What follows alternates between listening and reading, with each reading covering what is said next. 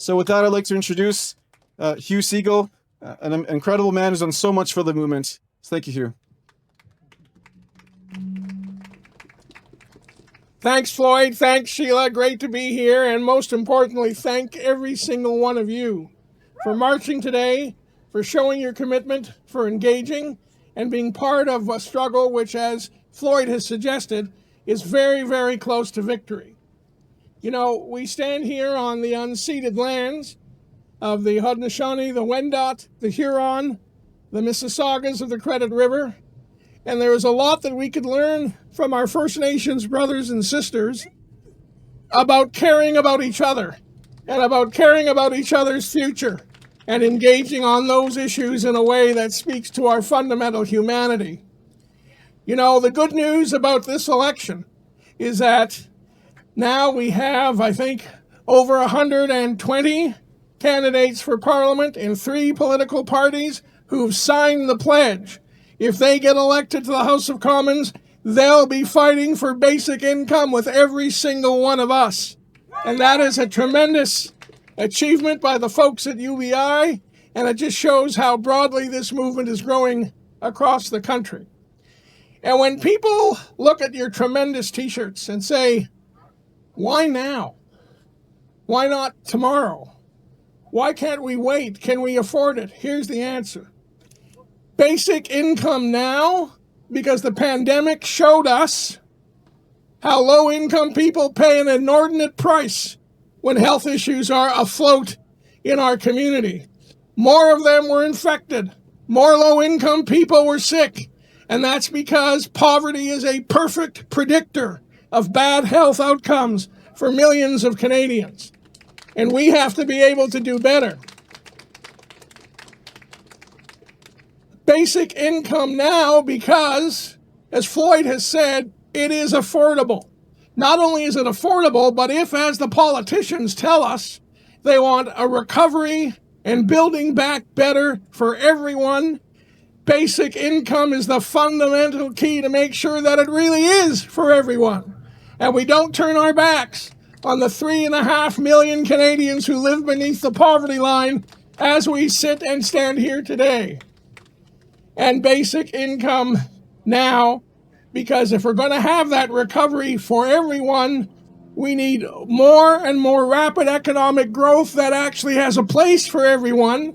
And as the research that Floyd referenced makes perfectly clear, there is no better way to add jobs, add growth to the gross domestic product, provide more economic opportunity for more people than by having a basic income as part of that plan.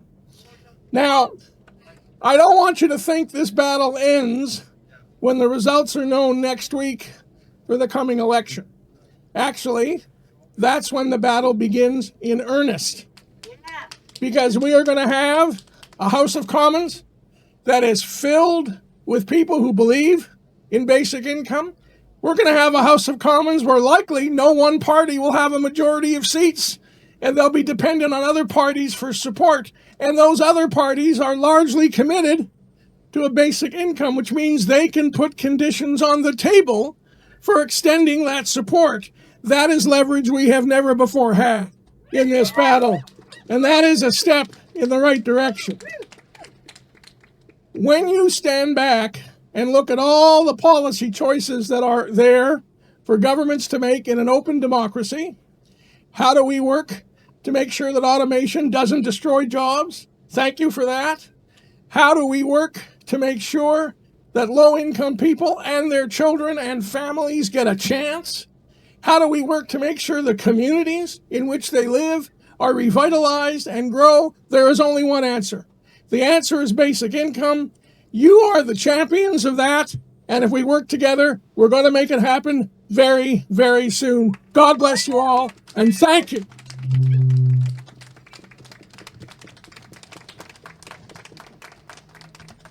And Hugh proves that this is not any one party's domain. He was a former conservative senator. I don't know if you introduce yourself. So we have support all over. So this is the end of Group 1's march. Thank you very much. Unceded lands and the Anishinaabe and the Ojibwe and the Huron-Wendat and the Mississaugas. And those were societies that cared about each other perhaps more than ours, and it's important for us to maintain that tradition as we operate on their land. And as you will have noticed, we're not the only people out in the park today. There's some other folks who are demonstrating and have their point of view. So I would just ask you to look at the names of the battle locations on the First World War side and the Second World War side, because the men and women in uniform for this country who fought against the Nazis were fighting exactly for what we see in this park now. The right to express our separate point of views, to differ as part of a strong democracy, and that's something we should not take for granted. So, ladies and gentlemen, as we march today, we have, sadly, the experience of the pandemic, the worst part of which, hopefully, we have just been through. And what the pandemic taught us is that there really wasn't one pandemic, there were two pandemics. One for those people who were better off, and one for those who live beneath the poverty line. And the level of infection and death amongst the second group was way higher than it was for the rest of the population. And that is because, as we all know, as supporters of basic income, poverty is the best predictor of bad health outcomes, bad education outcomes for the kids, difficulties with the law, and frankly, shorter lives. And I don't recall, I've been involved in politics for some 40 years, I don't recall any political party having a meeting where they decided that poor people really should die first. I don't recall that being a party policy. But the lack of action on basic income, the fact that if you're a low-income person, you tumble into poverty, or you find yourself growing up in poverty, the fact that all you have available to you are old-fashioned, clunky welfare programs that are full of rules and do not, in fact, lift people out of poverty, but actually trap people in poverty. Those programs discourage work, they discourage creativity, and they have folks in various civil services across the country telling low-income people how they have to live their lives. Well, the country I believe in is one where all citizens get to make their own choices about their lives, and we work together to make sure that those who are in poverty get a hand up and a chance to build their way going forward. And that is not what our present programs do. One of the great things about basic income is that it encourages people to work. During the pandemic, a lot of the people who got sick were the people who worked as low-income, working poor employees in the long-term care homes right across this province. And they had to work in more than one long-term care home to make enough money to even get by. And as they went from one place to the other, they became innocent vectors of the virus. And let's be clear, they had low pay, they had no benefits, they had no sick leave. So that was a classic example where poverty and the lack of a basic income produced more disease, more death, more suffering than was ever necessary. And if you look at a map, John Tory put out a map of the city of Toronto and where the level of infection was the most serious. Well, guess what? It wasn't in Rosedale, and it wasn't in Forest Hill, and it wasn't in the Annex. It was in the parts of the city where lower income working class people couldn't work from home, had to go out to work, had to face the infection, and didn't have the health status to begin with because they were in a low income population to be resilient and fight back.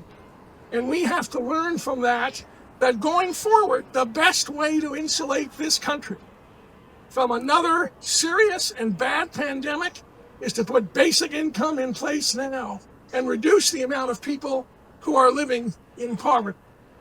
You know, if you look up at the events on that monument, there was a time in this country when we did not have universal health insurance. And there was a time in this country where we didn't have the old age pension. And there was a time in this country when we didn't have the guaranteed income supplement for seniors. And there was a time in this country when we didn't have the healthcare system that is specifically appropriate for young children, or free dental care for children. We didn't have any of those things. The reason we have those things now is because people like you, previous generations, fought really hard to make those changes. And that is what we are now doing here. We are fighting really hard to make this change because it's the one weak link in the chain. It's the one thing missing from a system which will promote economic growth, which will promote equality of opportunity, and make sure that all of us, because we live in this country, have equality of opportunity in terms of our future and our life together. So that's what we're fighting for. And let me say this, because you are like the people who fought for those other changes, and you're out here on a lovely Saturday afternoon to do a march for basic income, it's an absolute honor for me to be here with you, to lend you my support, and to tell you we are closer than ever to getting it done. God bless you all.